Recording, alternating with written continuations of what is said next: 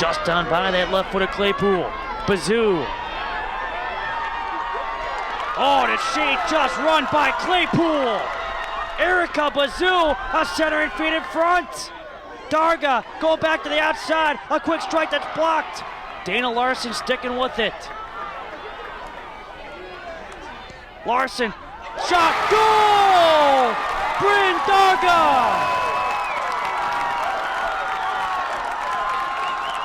Brynn Darga on the assist from Dana Larson. 76-56, time of the goal. Brynn Darga's third of the season. And Homestead on top 3-1. As the rain started to pick on up. Heck of a goal by Brynn Darga. After some nice passing, it all started with Bazoo showing that speed near side, blowing by Emily Claypool. Then went Darga's way, then Larson, and Larson right back to Darga.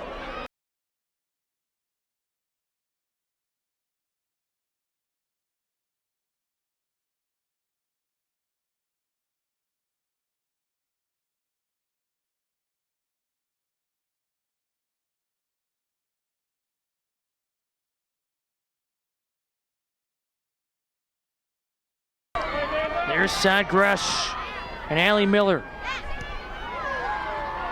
Erica Bazoo. Brynn Darga. Leaving for Bazoo, trying to get ahead of Kutala. And Kutala knocks it into the Lightning team bench. Would have been right there for any kind of rebound had Nelson dropped it. But able to hang on thanks to those fingertips. Chen working it to the outside. Blocked. And Vilmetti back toward the midfield line. Brynn Darga. Homestead after Nasbush got taken down from behind by Stephanie Krumbach. Across the midfield line, Chen falling down. Hagen against Nasbush. Eisenbrown, senior midfielder, come on in. Three new faces as mentioned. Just off the left foot of Nasbush. Back to Allie Miller. Miller maintains her balance despite nearly being tripped up by Elizabeth Algrim. Miller running right into Abby Stone with 4 minutes and 15 seconds left in the first half. Homestead leading 1-0 behind a goal by Molly Ehrenberg. 4:15 on in, scoring once off the 7 shots they've gotten compared to the Lightning's 3. Center feed off that left foot. Oh man, off the top, another face shot. Allie Miller's shot missed that far post. We'll have a new Division I state champion and a new Division II state champion here this season. Division III still could be Ozaki. Kutala still at that midfield line. Kutala steps up. Homestead though has it. Kutala not getting up anytime soon. And Kutala, state semifinal, it sees Homestead on top 1-0 of Appleton North. Brynn Darga off the right foot, striking it Mark's way, but that ball is going to miss Allie Miller and be kicked out of bounds by Amanda Gresh. So we will wait and get the official word on who gets credit with that goal for Homestead in front on that tip-in. Certainly a career night for the senior. So Homestead on top 2-0. Ehrenberg again held scoreless all season long until tonight. So a foul going against Homestead will instead allow Appleton North to put the ball back into play. Julie Chen going back to the outside. Miller showing her strength, knocking down Dyer. Ebbinger against Gresh. Gresh going downfield, Abby Merrill off her right toe. Back near side for Krumbach. Brynn Darga right there for Homestead. Brynn Darga with a push on Krumbach, who went flying across the field. Down to 22 minutes left in the game. Brynn Darga Ball over his shoulder and out of bounds. Throw in for Morgan. Knocked straight up in the air. Morgan trying to get there along with Brynn Darga. Off her head, out of bounds. So, you got the experience factor. That's gigantic. And so when you see teams that only have a couple of seniors or 3 on their roster, watch out for those teams next year. There's a few of them we've seen in this tournament that only have 2 or 3 seniors on the roster. Next year, they're going to be something to be reckoned with because they're still going to have 18 or 19 experienced players who are on this state qualifying team. Now, these 2 teams, unfortunately, for their sake, do not have that luxury because, again, Homestead with 11 seniors, 10 for Appleton North. That's one of those situations where, again, next year you're going to be extremely young, even though Bazoo back to the near side. Trying to get Pfeiffer. And she blocks that particular kick attempt by Claypool. Chen, blocked by Darga. Brynn Darga falls down, loose in front. Larson just missed striking it. All of a sudden you can see the Lightning. They have picked it up.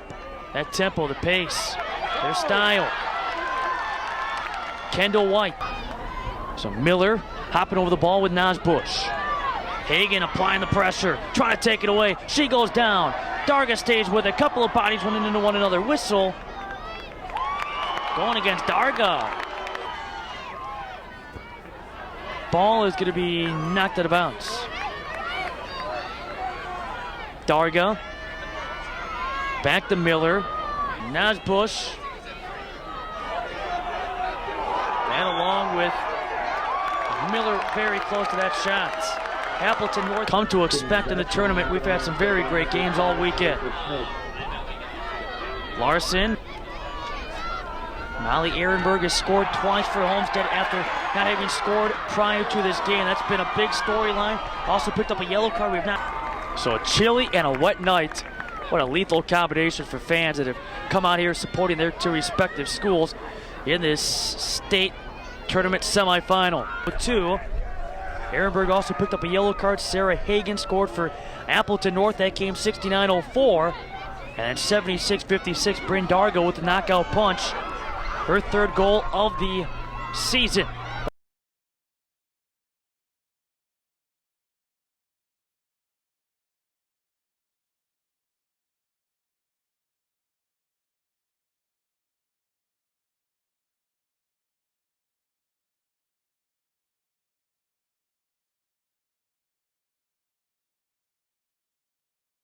That's by way of the shootout. And Kenosha Bradford, a game that would see the Pier control the first half. The second half on into overtime, a different story. For our team, the California Express at the time, and the referee in one tournament made me wash it off because he said it was war paint. How long did it usually take otherwise to get out? Well, I mean, I had to like pour my water bottle on it because it was actually at the game. It was coming down my face. Well, this was a Homestead team that last year everybody dyed their hair red. The year before that, it was Brookfield Central. Whatever it takes to win, and in fact, last year, Coach Dorn, with what little hair he has left, also dyed it red. Right. In celebration of what he was hoping would be a state championship and what he felt was by far one of the... Off the Redbird restart, this is a team that certainly is happy to be here in the championship game, but also feeling like, you know what, they weren't expected to do much and kind of an underdog. Finds Strelo, but the ball off the left foot of Becker. Back on the attacking end off the head of Abby Merrill. Out of bounds, Homestead throw it. Scoring started against an upset-minded Warhawk team.